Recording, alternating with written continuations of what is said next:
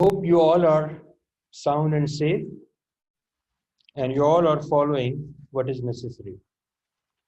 Now, it's about time to start our today's session. Today we'll be talking about arm and elbow. In the beginning of this week, we were talking about brachial plexus.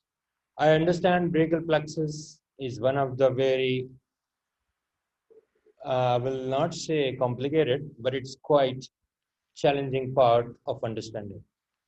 And as you are new to this concept, so there must be so many questions, and that reflects in my inbox. I'm receiving significant number of emails, and that's a good sign. I take it as a healthy activity.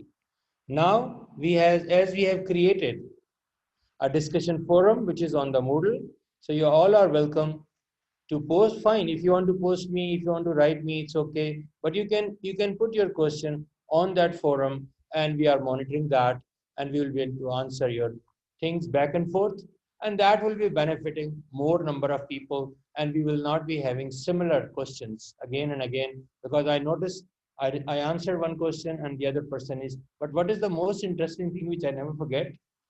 Day before yesterday, someone has posted me 1, 2, 3, 4, 5, 6, 10 questions. A next post, same copy paste. So if you are sharing this much, why can't you share the answers?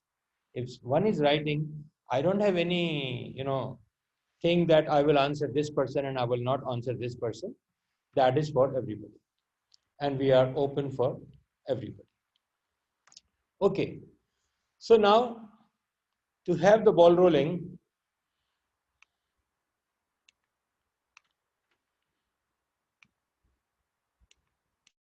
so these are my objectives, which I'll try to go over today. There are a lot, but I think I can manage them. So our main area of focus today will be this part. Let me move it a little bit so it should not be obstructing.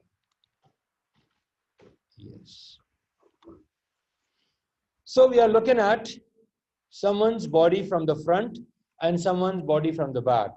And my focus is not the shoulder region, not the forearm, but I'm only trying to show you anteriorly and posteriorly how the arm looks like to you.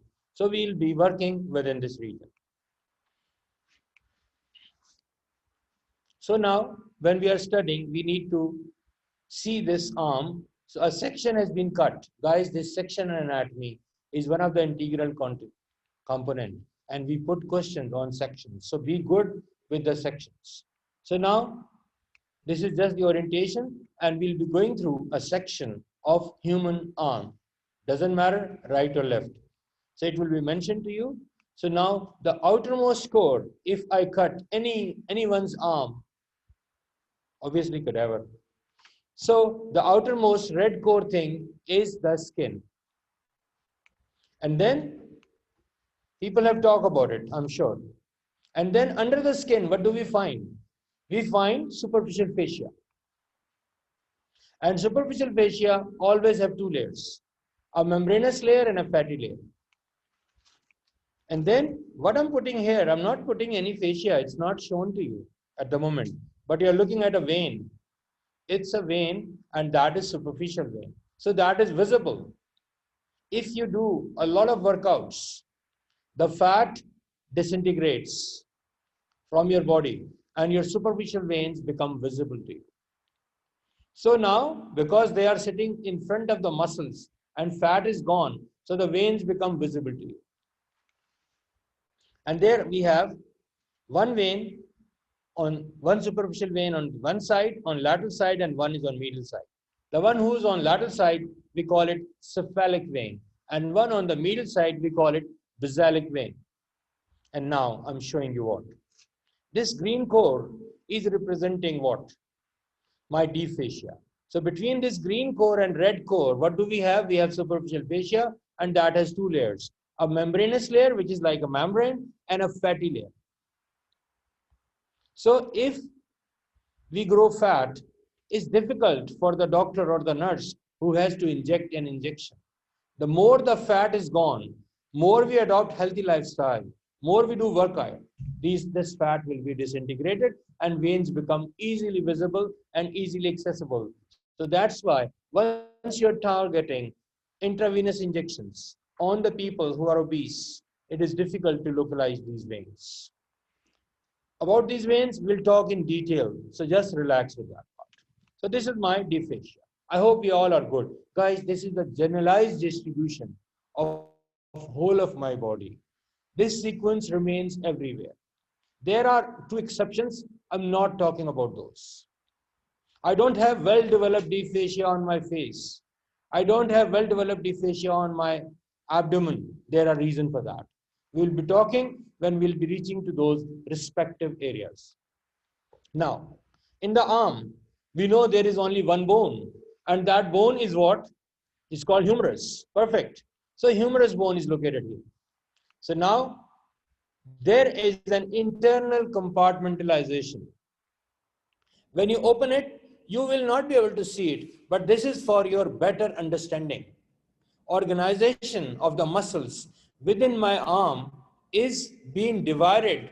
My arm is being divided broadly into an anterior compartment and a posterior compartment. So this is an intermuscular septum which divides. It goes horizontally and it divides my arm into two compartments. So we have an anterior compartment, and who lives in my anterior compartment? The flexors. Remember, when you talk of an action, it should be connected to a joint. Flexor of what? Neck, shoulder, elbow, wrist. So we have to be clear. Each communication we have to be clear. So flexors of the shoulder and elbow and supinators. So who lives in this compartment are those. So it will help me to understand. Let's say I forgot. I've been asked a question about flexors of this and that. Then I am in doubt. But now I know that anterior compartment of my arm, who lives here, all are flexors and supinator. So there is no extensor here. So we have to study muscles, big muscles individually and muscle groups together. Make sense to you? So we should be having this type of understanding. We are not living in 100-year back era. We are talking about purely about clinically relevant anatomy. There are details, we are least bothered. And you don't get into those so many details. We don't expect from you, you should go in origin insertions. We just say simple attachment. For arteries and nerves, simple. From where it's coming, what are its branches and what are they doing? We don't want, you should engage in that. It goes laterally, medially, upward, downward, 2 centimeter here, 3 centimeter there. No. It starts from these roots, and if on its way it passes through something, it passes through a muscle, that's important. If it goes from right to left, that is important. But we are not concerned with how many centimeter above and how many centimeter below. If you have 6 or 8 months to finish this upper limb, you can do that. But I don't see you have that much time. It's just 3 weeks, and we have done with the 2 weeks, and 1 more week to go. So think of it. So the muscle in my anterior compartment, primarily they are flexors of what? Shoulder and elbow, and they are supinators. And their nerve, if I forget everything, musculocutaneous nerve, which was the continuation of my lateral cord. That nerve is responsible to control all these muscles in a big way. If there is a little bit contribution, it's okay, but that's the main nerve of this compartment. Guys, this is the main slide. If you know this, you know you can understand my upcoming 40-50 minutes. So this slide is making the basis. This is a kind of a summary, like I'm giving you a roadmap that how we will be learning the things. So now let's come to the posterior compartment. Obviously, if I have an anterior, I'll have a posterior. If I have a superior, I'll be having an inferior. So now, in my posterior compartment, who lives here? Extensors. Extensors of what? Shoulder joint and elbow joint. So, broadly speaking, the muscles which are in the back of my arm, in the posterior aspect of my arm, in the posterior compartment of my arm. These muscles are primarily what they do, their job is they extend what? Shoulder joint and elbow joint. And who's their nerve? Their nerve is radial nerve. So if my radial nerve, we talk about radial nerve, is a continuation of my posterior cord. Posterior cord gives minor branches and after that it gives axillary. Axillary was responsible to control two of my muscles, deltoid and teres minor. And then it has a cutaneous sensory distribution. Then it is done, finish. It's no more working. My arm, the flexor compartment, their nerve is musculocutaneous. That is coming from lateral cord. And the posterior compartment or the extensor compartment group of muscles, that is innervated by radial nerve through its branches. Are we clear? So we have not seen any contribution coming from ulnar nerve. We have not seen any contribution coming from median nerve. So they are not doing much here. They don't have any contribution, any significant contribution in this part. Are we clear? Okay, now let's start. Let's review fast the bones which are contributing in my region, which we are studying today. So let's label it. It's been discussed in your lab session, so I need not to put time on that. We are good with these features of the scapulae, and from this is the humerus, we all know. So what we need to know, what are the weak points? Guys, don't put your time, max time in learning tiny features which are visible on these bones. You should be learning the clinically relevant points. Like, so you may ask me, what are the clinically relevant points? For humerus, at least you should know this is top, this is bottom. This is front, this is back. This is surgical neck, this is intertubercular sulcus, this is lateral lip, this is medial lip. On the lower end, this is trochlea, this is capitulum, this is fossa, these are my condyles, and these are supracondylar lines. If you know this much, enough. And on the posterior aspect, there is a spiral groove or a radial groove. That is it. You have time, khalas, you can spend 6 weeks on learning humerus. I can help you, I can provide you the resource, but nobody will be asking you that much. Okay, so humerus. So there we all know about the humerus. So what are we looking at? So these are my features which are related to my scapulae. Now I'm showing you a line, a fracture line. So the commonest site where humerus can fracture most commonly. So from where we get this data, that this is the one of the commonest site. You studied, let's say you collect 1 million people who broke their humerus bone. And then you see the frequency. How many of those who has fracture of their humerus, how many of them got fractured, and what were those sites? So the commonest sites I'm talking, guys, it can be fracture anywhere. If someone is being shot by a bullet, something below, something above, something right and left, it is possible. Some real direct trauma can do it. But the commonest site I'm talking, so at the upper end, and it is located where? At surgical neck. Now, you've been as a doctor, a nurse can tell you this is fracture. But what is expected from you, that you are a doctor for tomorrow, you should be knowing it. At this surgical neck, I have posterior circumflex humeral artery and axillary nerve. So these two things are at risk. If I see a patient who walks in my clinic, and if I see that he is unable to move his hand, and when I'll get an X-ray of this person, if I see the fracture of the surgical neck of the humerus, I should be worried for axillary nerve and the artery. And I have to make sure that these two structures, I have to document it, that are they damaged or are they not damaged? It should be black and white.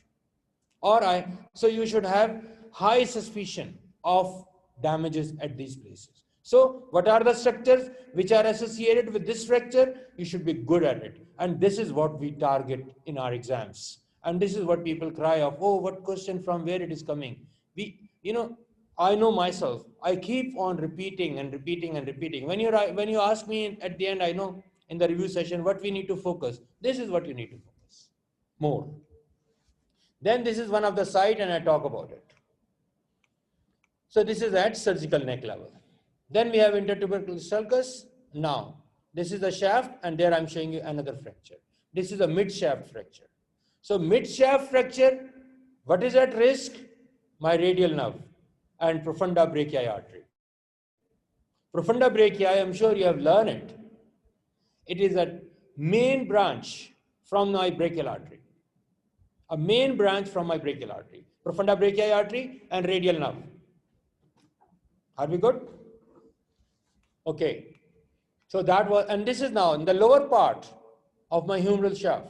There is another commonest site, and that's called supracondylar fracture. Why we call it supracondylar? Because it's above to the condyles. We have a lateral condyle and a medial condyle. You can feel your own condyles. Feel on your own arm. You can feel a prominent bony prominence here and a bony prominence here. This is your medial epicondyle and that's your lateral. So these condyles, so supracondylar. So what are the structures who are at risk? This was my question. I posted on the forum. Nobody has replied yet.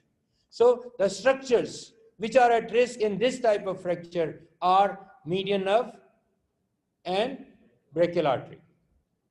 Now somebody wrote me yesterday, mid-shaft fracture, and it's been not mentioned that brachial artery. Fine, brachial artery, look, these are the places where these nerves and vessels, they are closely related to the bone.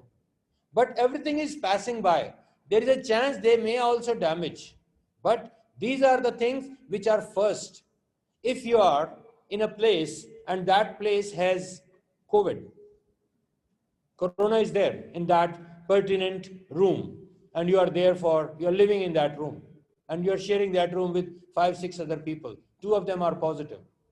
Tell me, who's more susceptible to get Corona positive? The people who are sharing that room, or the people who are living on the other north of the Riyadh?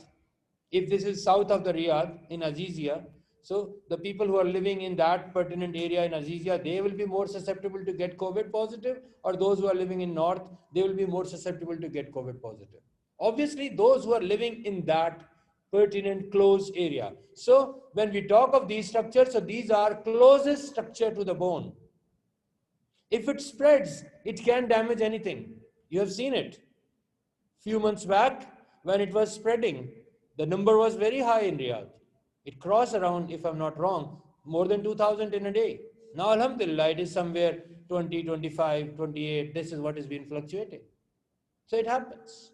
So these are the closest related structures.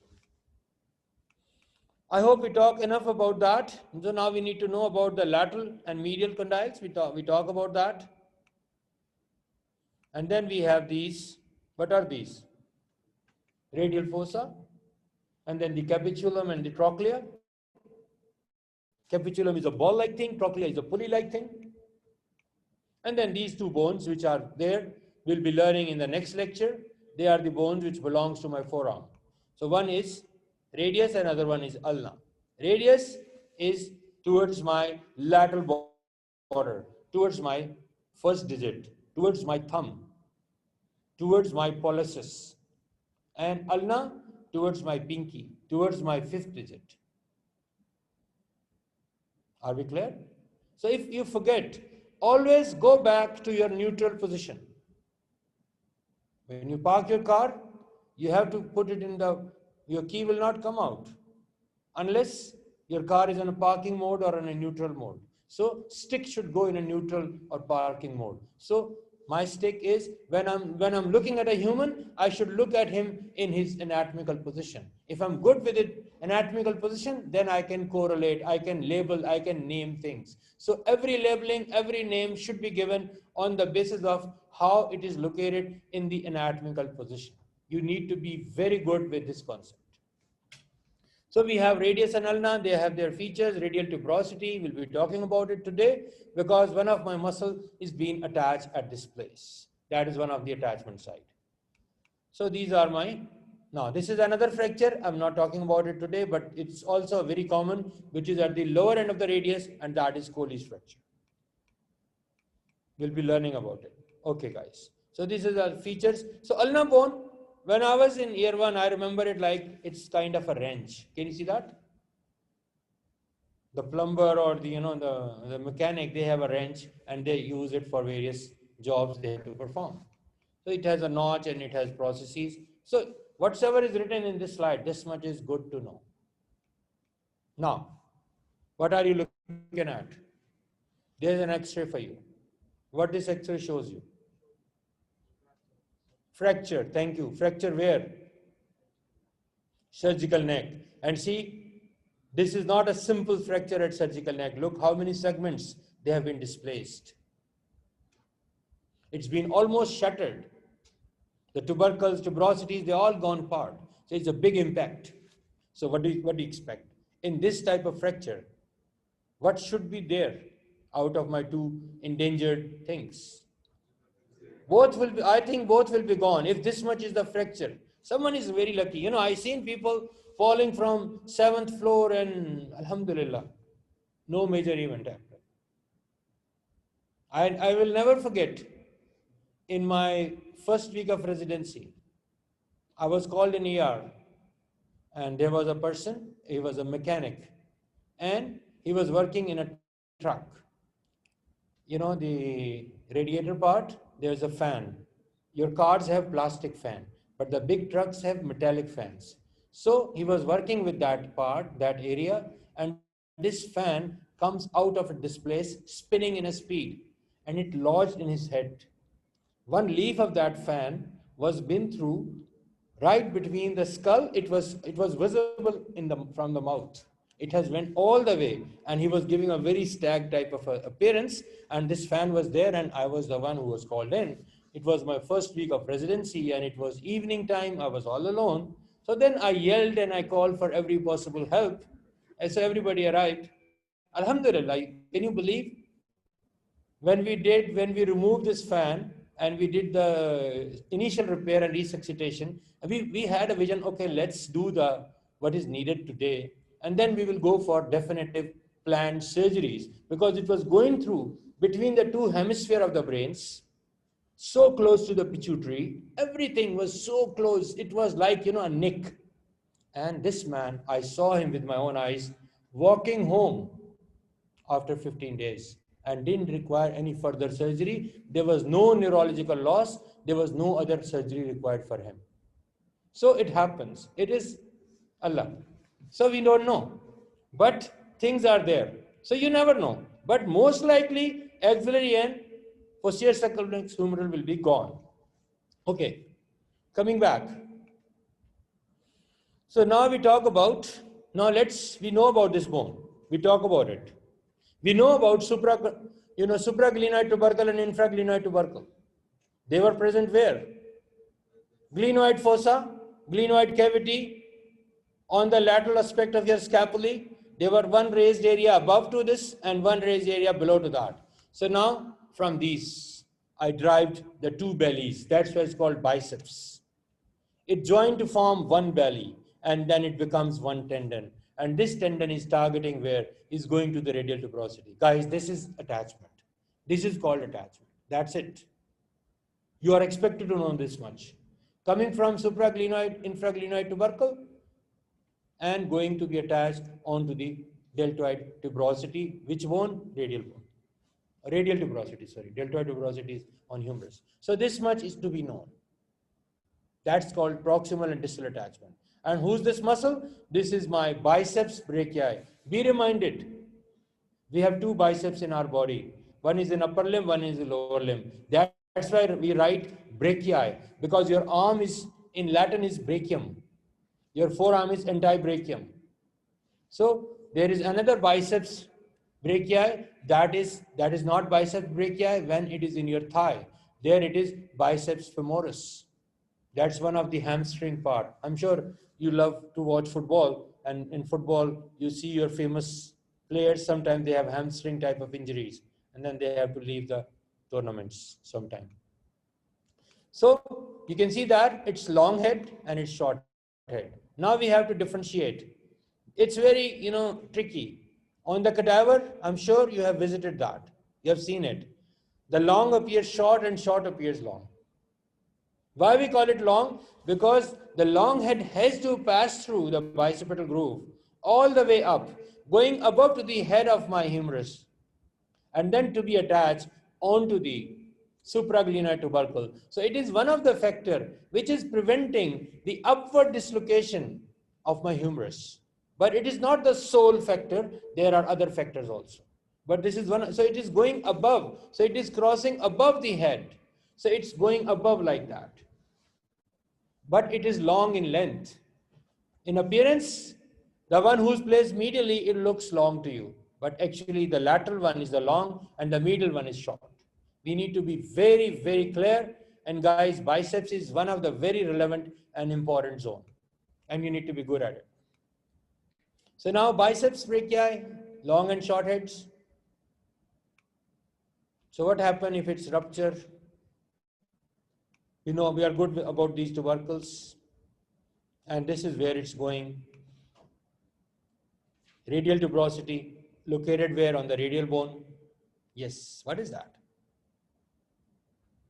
This is a very important test. When we are testing someone's neurological status, after checking, let's say, you can say simply, if you want to check a nerve is working or not working, ask that person to move it. If he moves, it means it's working. If you don't move, it's not working. How I can check the spinal segments are fine? So in those bedridden patients, in those patients where we are encountering the problems, so we bring this type of instrument. That's called a hammer. We tap on this tendon. When we tap on this tendon, we are targeting certain segment of spinal cord.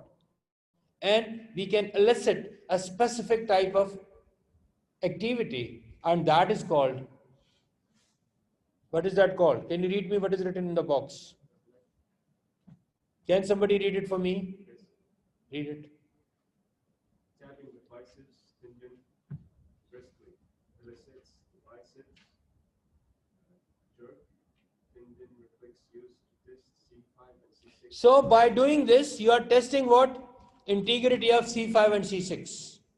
So if you tap it here, and then, you know, in cartoons, what you watch, a doctor is tapping someone's knee, and that person is hitting the doctor. You know, and that's a cartoon.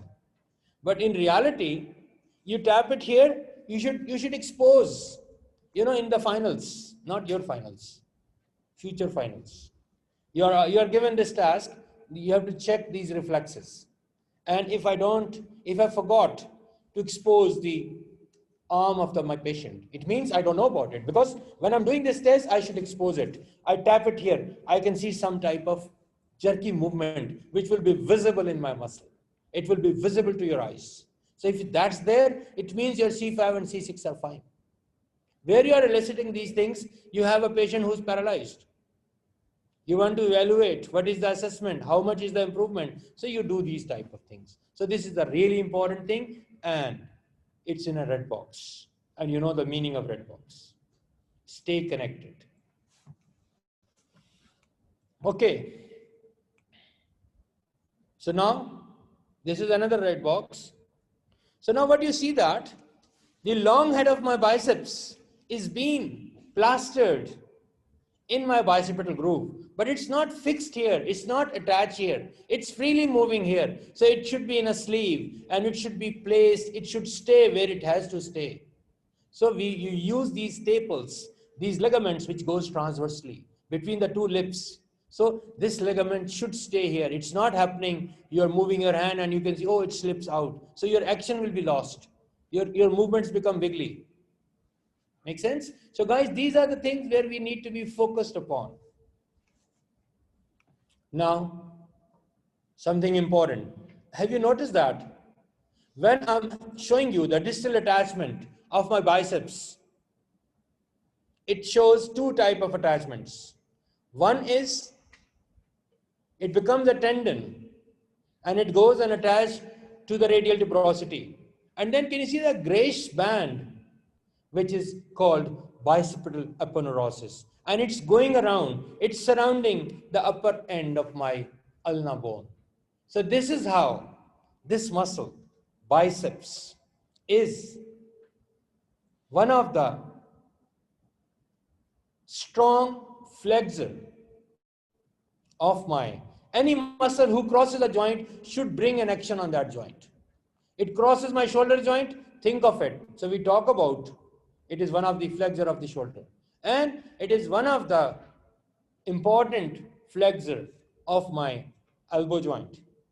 And now this arrangement and the tendon is going and aponeurosis is going, it gives another action to me. And that is what? It is the chief supinator muscle of my body. I have, and you have a muscle called supinator. It is not that strong. The more strength is with biceps. So if you are asked in the exam, chief flexor of your elbow, it's not biceps. You may write, oh, we were told that. Yes, it is. But it's not the chief. It's not the, what we call chief, it's not the prime. Prime is someone else. It is a very strong flexor, but it is a prime supinator. There is no other supinator as strong as my biceps. Even the muscle who's named as on the basis of its action, it doesn't have that much strength. As much strength is being given to this biceps. So biceps is a flexor and the chief supinator of my which joint? Superior radioulnar joint. What do you say? Yes, can we supply the arm, supply the arm to muscle-cutaneous nerve damage?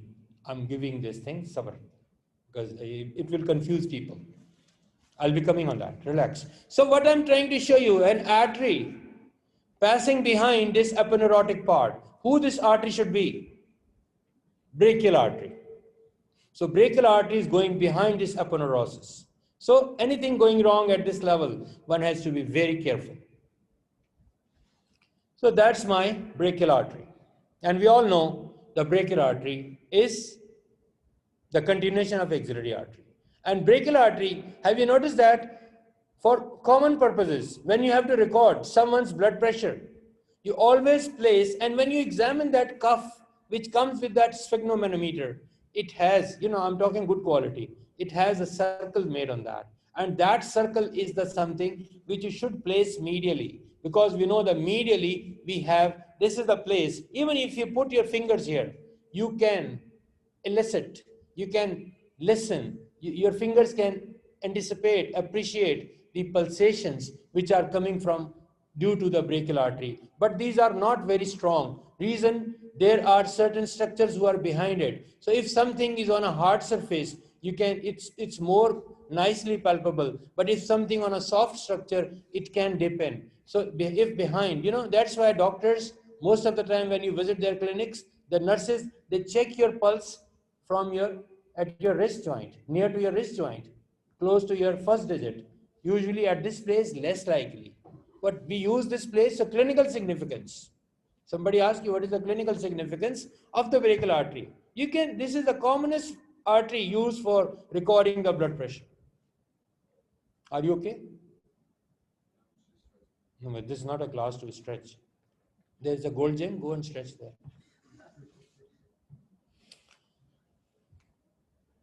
So we should be good. And next to it, more medial to it, I have median nerve. If you are targeting median nerve, where to confirm that this is a must median nerve? It should be located between my two condyles, lateral and medial condyle of humerus. More medial to the artery. Even if I can find the pulsation of my brachial artery, I can say more medial to that is my median nerve.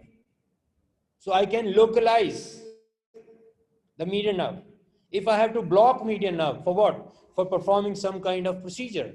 We can give a local anesthetic into a nerve, and that area goes in a local block. That part of the hand goes sleep. You can do some surgery. Patient is not under the general anesthesia. You can perform. You can do a lot of things. So a lot of things have been done under local controls. We'll learn about these. Sabr. Okay, so this is my median nerve. Are we good so far?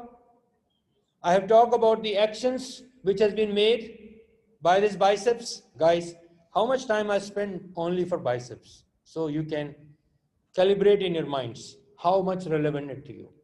Then there is another muscle. Guys, this muscle is very unique. It's very special muscle. This muscle is called Brachioradialis. Why brachio? Coming from the brachium region and going to the radial bone. So Brachioradialis. On the basis of location, it's called. Biceps was called on the basis of appearance because it has two bellies. And this is Brachioradialis. This muscle, very strange about it. It's coming from arm, living with extensors of forearm, getting nutrition from extensors of forearm, controlled by extensors of forearm, and performing more of job of flexors of forearm. So this is a very tricky muscle, and anything which is tricky, you should know. So brachioradialis muscle, and the nerve who supplies it is radial nerve. We said in the early part of discussion that the muscle who are in the flexor compartment, their nerve is musculocutaneous, but this is on a side. So this is brachioradialis, and you can find your brachioradialis. If you put your forearm like that, it's become visible to you, a very prominent muscle. And where you find, which are the people who play tennis? This is very prominent. Butchers, this is very prominent. And this muscle is flexing your elbow when your arm goes like that. This is mid-prone position. When you're shaking hand with somebody, at this time, this is the mid-prone position at your elbow. In this time, this is the flexor. Even if my musculocutaneous nerve is cut, I can still get some flexion at my elbow if my elbow is in mid-prone position. This is a point to be remembered in a big way. Even if musculocutaneous nerve is damaged, I can still have some flexion available at my elbow joint, and the reason for that is my brachioradialis. Its nerve is radial nerve. So I have lost my musculocutaneous nerve. I haven't lost my radial nerve. So I can still have flexion, but not in extended format. I have to bring my hand, my forearm and arm in a mid-prone position. If it's in a mid-prone position, now this can flex. When you're chopping meat, when you're mincing, when you're playing tennis, when you're playing squash, this has been used. And if you are spending more time in your gym, this muscle comes out separately. You can see a very prominent muscle. That's the brachioradialis. And then when it goes down, it has a very significant role in the Colles fracture, the fracture of the lower end of the radius. We will be talking in next session. So it has also one of the very important clinical features there. So now we can tap it. So then we are eliciting what the segments has been explained. And then, so this is the deep layer now. First we were talking about superficial layer. Guys, don't mix intrinsic and extrinsic with superficial and deep. Superficial means your skin is superficial to your body. Your dysphagia is deep to your skin, but superficial to your muscle. Your muscle is superficial to your bone, and your bone is deep to your muscle. Bone is deep to your dysphagia. Bone is deep to your superficial fascia. Bone is deep to your skin. So we can go in a layering fashion. Our body is being layered. So now you can see a small muscle which comes from the tip of the coracoid process, and it goes to the medial aspect, upper part, shaft of the humerus. This is proximal and distal attachment, and this muscle is called coracobrachialis.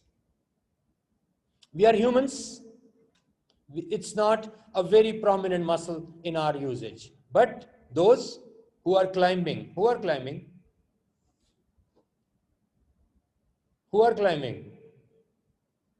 always climb from one tree to another tree, who are those? Monkeys, chimpanzees. So they have a very strong coracobrachialis muscle. Our coracobrachialis muscle is, little weak because we are not those.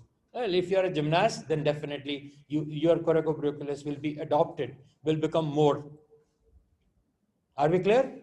So the chief muscle, worth mentioning muscles are two in my flexor compartment of the arm, and these muscles are biceps and the other one is yet to come. So we talk about coracobrachialis. Now this is the one. This is brachialis. This is the chief flexor of the elbow joint. Chief flexor of the elbow joint is brachialis muscle. It lives deep to my biceps brachii. That's important muscle. If you go in detail, you'll find some different nerve supplies, but please don't get into those details. Guys, I mentioned everything in my lecture and it goes in recording, but I found similar question in my inbox that shows very clearly that you have not listened to the recording. Only you are happy to write, upload your lecture, upload your lecture, upload your lecture. Enough. If BLC right, I know I have to upload it. I haven't done it yet. I have to do it. But you think you write me 20 times, I will be more fast? No. I'll go with my pace. I know when to be there. So don't waste your time in writing that email. So many of liking that. So these are the actions to be performed by the brachialis. You can read it. I don't want to read it. But the guys, don't ignore biceps, brachialis, brachioradialis. Okay. So now let's make it more complicated. Let's bring arteries and nerves here. We know that this is the axillary artery who becomes brachial artery. Are we good so far? This is my teres major. That's the landmark. My axillary artery, when crosses this muscle, its name has been changed. It's the same artery. It has entered the vicinity of the arm, so we call it brachial artery now. And then, when it reaches to the neck of the radius, it divides into one which goes to the thumb, radial, and one which goes to the pinky, that's the ulnar. So it becomes radial and ulnar arteries. And we use the radial artery for recording the pulse. We don't use ulnar artery for checking the pulse. Why? Radial artery is placed just in front of a bone, and ulnar artery is placed in front of muscles. So palpating, localizing radial artery is much easy than localizing the ulnar artery. But in certain situations, we have to use it. Let's say someone is having fracture, someone's hand is in a plaster cast or something like that. So those are the situations. Now, there is a nerve. We know about this nerve. This is a continuation of my lateral cord. You can see that. How I identify musculocutaneous nerve? Look for coracobrachialis muscle.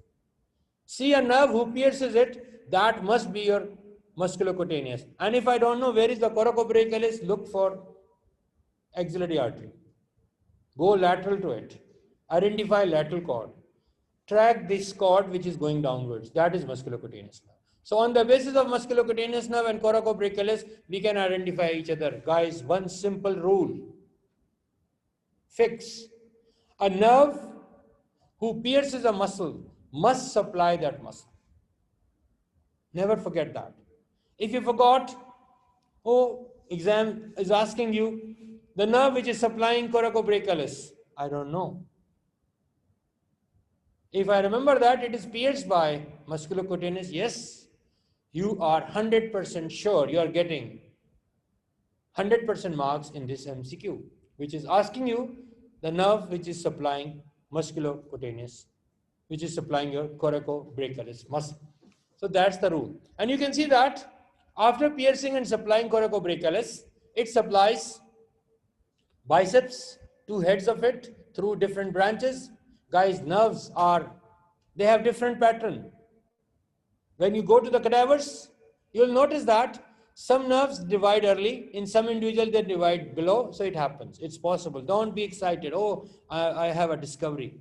These discoveries are very common. We are used to them. So the main job of musculocutaneous nerve is to supply pierce coracobrachialis, supplies it. Supplies biceps, two heads. Supplies brachialis. And then it's done with its motor function. And then it continues as the sensory, lateral cutaneous nerve of my arm. So that is my These are the lateral medial cords has been shown to you, and then you are looking at ulnar nerve. Yes, ulnar nerve goes behind my medial condyle. Just behind, you can feel it. If you put your finger, trust me, you are rolling over. Your ulnar nerve is being rolled under your fingertip, and you might have noticed you are working. You hit your elbow on a desk, on a table, and you can have a current-like activity. That is what you have hit your ulnar nerve. If I have to do something, I can block ulnar nerve. First, I have to identify. I can block this nerve, and I can do some surgical intervention in the hand without giving a pain to my patient. So the nerve blocks are really important while you're doing surgeries. People can amputate a hand by blocking these nerves, and they can do everything. So this much is possible. In certain situations, let's say your patient is having high-risk patient, very poor heart status, very poor the parameters are very bad. Now he's a risky patient. You have to save this. So we can do under local situation. But remember, local is not ideal. Ideal is general anesthesia. But in certain situations, you have to do it. And then quality of life. If I have to work on this finger, why should I admit my patient and do this? And I can block these nerves who are responsible for this finger, and I can do my procedure. So I can minimize risk and dangers. So ulnar nerve, you can see that is passing behind your medial epicondyles. And then this is the clinical thing. The relationship is being talked about. And look at it, guys. It's one of our very favorite area. The arrangement of ulnar artery and ulnar nerve. How they are related. Medial to this tendon, lateral to this tendon. This is a very commonly asked question. Stay connected with this. So now we can see that there's a median nerve has been shown to you, coming from, is a byproduct of lateral and medial cord, and it runs in. So this is what this circle is indicating. We talk about that. What? The blood pressure recording, measuring the blood pressure. And then you can see that the radial nerve, then it branch off, and it will be talking, not now. Are we good so far? So radial nerve at the neck of the radius becomes superficial and deep. Deep is used for the supply of the forearm muscle. Superficial is just for the skin. Okay, we talk about this artery. There is no ambiguity. Only you need to memorize the names of the branches of brachial artery. One of the major branch is the deep brachial or profunda brachii artery. Deep brachial, old books write deep brachial. And now the books are writing profunda brachii. And this is another way of showing you the similar things. And these branches are going down. And they are making an anastomosis around the elbow joint. I think 3 years back, I put this question in MSK finals. Name the arteries contributing in making anastomosis around the elbow. Now, what are you looking at? Supracondylar fracture. So who should be at risk? Axillary. Who says axillary? Wow, I love him.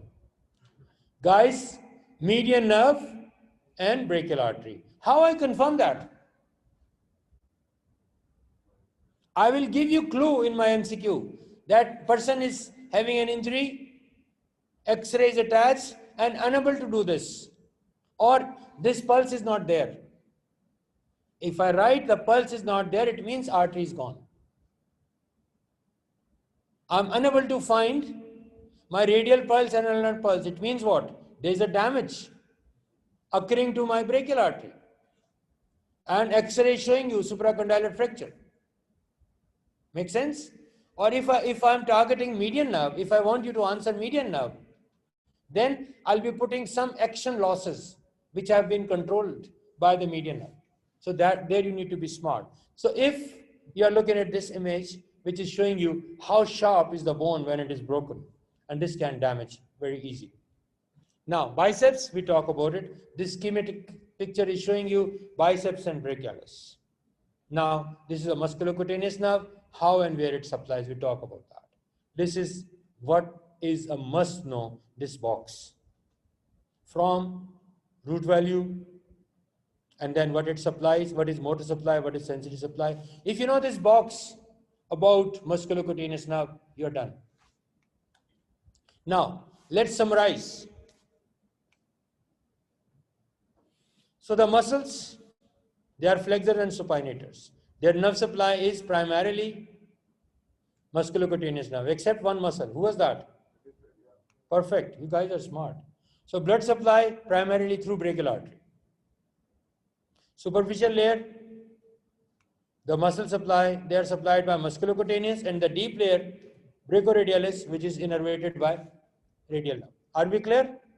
Guys, this brachioradialis, we will study it with extensors of forearm again. Yes, Kader. What's the nerve for brachialis? Brachialis? It's written very clearly. Musculocutaneous. Deep layer. Can you read it? Kader, can you read it for me? No. Read this point number 2 quickly. So, who are the muscle in the deep layer? You are a lab committee person, so you should tell me. You are writing notes for them. So, the deep layer has 2 muscles, coracobrachialis and brachialis. Make sense? So, their nerve is musculocutaneous. Brachioradialis, its nerve is radial nerve. Now, we are looking the posterior compartment. We know that they are extensors. So, a superficial layer. Triceps is present in the superficial layer. We are looking at. This muscle is called triceps. It has 3 heads.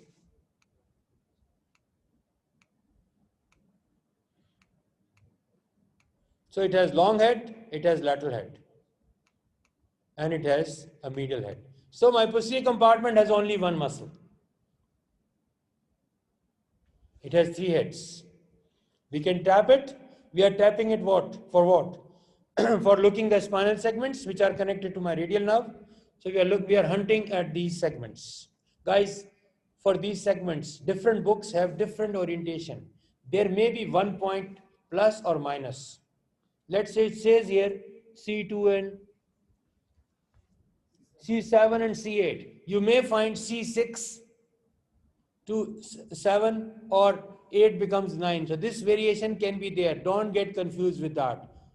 Follow one book, whatsoever it says, go with that. But books should be Moore or Gray's. Whatsoever I say or anybody say, final thing is what is written in the book. I'm a human, I can make mistakes. I can create typos. Books are less likely. Books also have mistakes. But a book, when it is written, after so many reviews, it comes in the market after 5 years. That much reviews have been done. So anyways, so this is the triceps, and this is another muscle which we'll be learning in the next lecture, not today, enconius. So now, we talk about this muscle. This is my teres major, and you can see that your quadrangle, this is just a recap. Teres minor, infraspinatus, supraspinatus. This is what quadrangular space, it transmits axillary nerve and posterior circumflex humeral. No, don't say profunda. Profunda will come from the triangular space. They are now coming down. So they are the radial nerve and profunda brachii. Are we good? So ulnar nerve, and then these are the muscles of we are not talking them here. So now I'm bringing I didn't show you one head of this because they are superficial and deep. So you can see that very clearly between the heads of the triceps, what passes, what comes backwards through this triangular space, lower triangular space, are radial nerve and profunda brachii artery. So they are going down. And now this radial nerve, it's in danger. I'm showing you in my next slide. So these are the actions produced by my triceps. Just a quick review. Triceps, We are good with this humerus. You're looking from the back. Muscle attachment, can you see there's a space shown in between, and you can see it's more highlighted, the radial nerve and profunda brachii. Why I'm showing you all this? If somebody breaks the shaft of the humerus, who is in danger? Radial nerve and profunda brachii artery. It depends on what symptom that person produces. So these are the two views, AP and lateral view. Left humerus. Are we good? Now, what is that? This drop. When it happens? Radial nerve. So this is the radial nerve. And when this is the splint, if somebody has a wrist drop, we can correct him. Now, summary of posterior compartment. The muscle is one only, triceps, nerve supplies radial nerve, profunda brachii is the artery, and it has three heads. Are we good? Now, we are done with the flexor compartment and extensor compartment of the arm. Now I'm going over elbow joint. Elbow joint is not that complicated as was shoulder. So you're looking at an X-ray. What is this? What is this there in this X-ray? Any finding? Can you see that? Is it dislocation, fracture, what?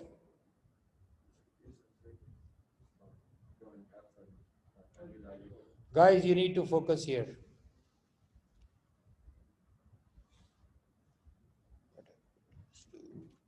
Why is not coming today? Yes. You need to focus in this part. Can you see that? What is that? Is it fracture? No. What it is?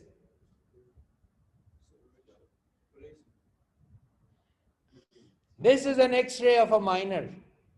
You're seeing epiphysis and diaphysis, they are separated. Epiphyseal line is shown. So they are X-ray belong to a minor. Look at it now.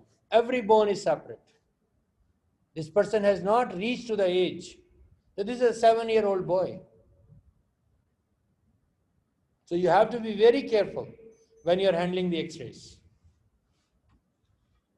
Now you can see very clearly. What I told you, if my brain knows, my eyes can see that. If my brain forgets, I cannot see it.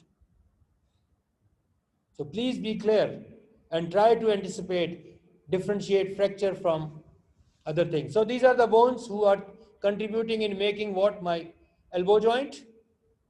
This blue thing is the lining cartilage. It should be hyaline, lower end of the humerus.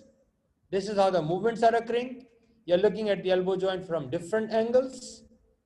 Now let's make it. We know this is humerus. These are my lateral and medial condyles. Then these are supracondylar lines. One on lateral side will be lateral, one on the medial side will be medial. This rounded thing is called the capitulum. This is trochlea, pulley-like.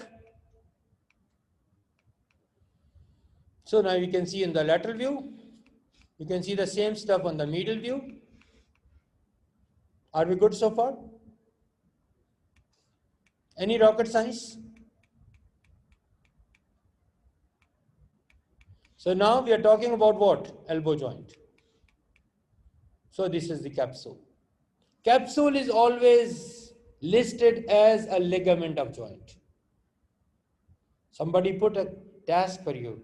Name the ligaments of the elbow joint. So you should be writing there. Capsule also as a ligament. So this is the capsule. And then what do we have? What is that blue thing under this? This is the bursa. It's been written there. And now, annular ligament, because it circles around, head of the radius.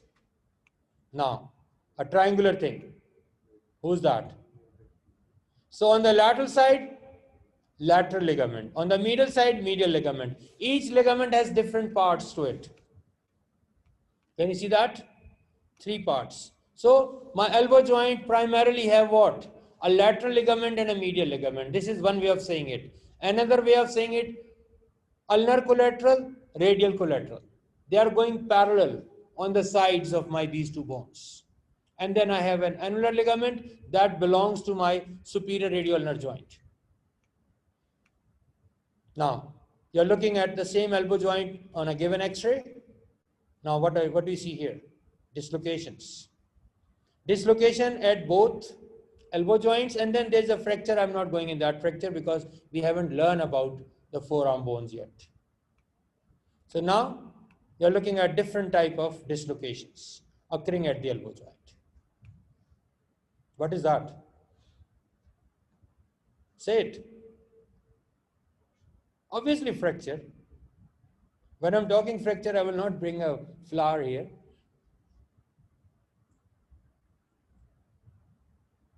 Khalid, what do you think? What type of fracture is that? You're Khalid, am I right? Don't look behind. Don't, is not your name? Khalid is not here? Hamsu. Okay. So, this is a very bad type of bone derangements, and there we need to put an implant.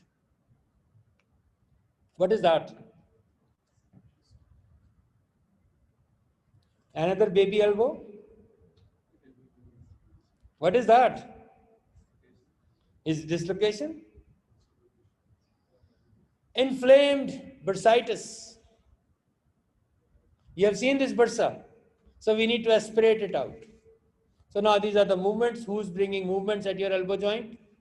And this is the major slide for elbow. This is a must know information. Who are the ligaments? Who are the stabilizing factors? And what type of joint it is? Guys, elbow joint is which type of synovial? Hinge. Perfect. So now we are looking at proximal radial nerve joint. I will not go over it because I don't want to rush. I'll take it later part. So, Judy, do we have questions?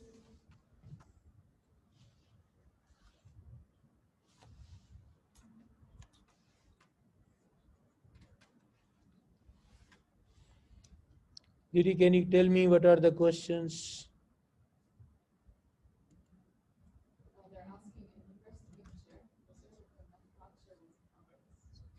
In the first picture, surgical neck fracture was not obvious. Okay. It was, shh, guys. So surgical neck fracture was very obvious, and even, okay, fine. I'll try to bring it for you. At structure of the lab, I'll bring it for you. And I'll show you the same because my time is done. Anything else which is bothering much? Supracondylar fracture, if the bone is broken at the supracondyles, that's a supracondylar fracture. Above the condyles, if the fracture line goes, that's a supracondylar fracture. What were the two nerves affected in epicondylar fracture? Epicondylar fracture, there is no such term formed yet. There is nothing epicondylar fracture. Yeah.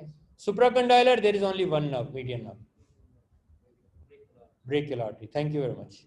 Anything else? You have some question, you are raising your hand so many times. No? Resolved? Good job. So guys, I think we are done. See you today at 1 o'clock. Ayman was writing me yesterday night that no one has sent him any question. Wow. So it means people have understood everything. Great. Bye-bye.